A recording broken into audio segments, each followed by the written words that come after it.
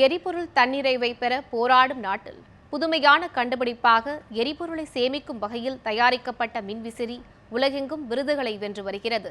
இது குறித்து இப்போது பார்க்கலாம். எல்லோரும் சாதாரணமாக பார்க்கக்கூடிய இந்த மின்விசிறி மின்சார செலவை பெரிய அளவில் குறைப்பதோடு சுற்றுச்சூழலை பாதுகாக்கிறது.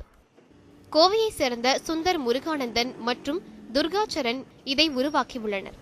சூப்பர் ஃபேன் மற்ற மின் விசிறிகளை விட 1/3 பங்கு மின் கட்டணத்தை மிச்சப்படுத்தி தரும். வழக்கமான ஃபேன்களுக்கு 13 மணி நேரத்தில் 1 யூனிட் மின்சாரம் தேவை. ஆனால் மின்சாரத்தை சேமிக்கும் கணினி கட்டுப்பாட்டை கொண்ட சூப்பர் ஃபேன் 30 மணி நேரம் ஓடினால்தான் 1 யூனிட் செலவாகும். இந்த கண்டுபிடிப்பிற்கு தேசிய இன்னோவேஷன் விருது, அப்ளையன்ஸ் டிசைன் EIT விருது, CII தேசிய எனர்ஜி விருது என விருதுகளை வென்றுள்ளது.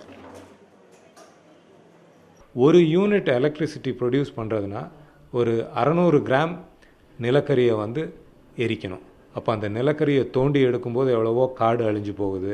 அந்த நிலக்கரியை எரிக்கும்போது நிறைய புகை வருது. இதெல்லாமே என்விரான்மெண்ட்டை டேமேஜ் பண்ணுது. ஸோ அதனால் நம்ம ஒவ்வொரு யூனிட் எலக்ட்ரிசிட்டி சேவ் பண்ணும்போதும் நம்ம நிறைய நல்லது செய்கிறோம். இப்போ சூப்பர் ஃபேன்லாம் ஒரு 100 யூனிட்டுக்கு மேலே சர்வசாதாரணமாக ஒவ்வொரு வருஷமும் சேவ் பண்ண முடியும்.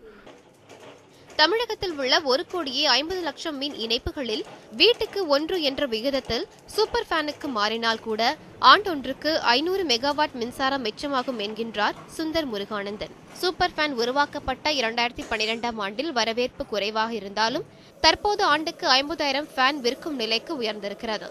ஏசியை ரிமோட் மூலம் பயன்படுத்துவது போலவே சூப்பர் ஃபேனையும் ரிமோட் மூலம் ஆஃப் செய்யலாம்.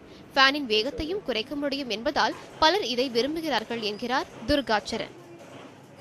ஸ்ட்ரகிள்ஸ்னால் ஸ்டார்டிங்கில் இந்த மாதிரி காஸ்ட் கம்மியாக இருக்கிறப்போ அந்த மோட்டர் யூஸ் பண்ணி பண்ணுறப்போ எங்களுக்கு என்னென்னா ஸ்டார்ட் பண்ணுறதே டிஃபிகல்ட்டாக இருக்கும். ஃபேனை அதை மூவ் பண்ணுறதுக்கு அந்த சென்சர்ஸ் இல்லாமல்.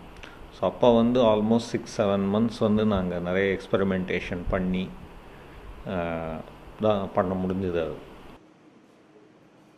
பிற உதிரி பாகங்கள் தயாரிப்பை அவுட்சோர்ஸ் செய்யும் சீன தயாரிப்பு பாணியை பயன்படுத்தி தரத்தில் சமரசம் செய்து கொள்ளாமல் வெளிநாட்டில் 20,000 ரூபாய்க்கு விற்கப்படும் மின் விசிறியை 3,000 ரூபாய்க்கு இங்கு தயாரித்து விற்கப்படுகிறது.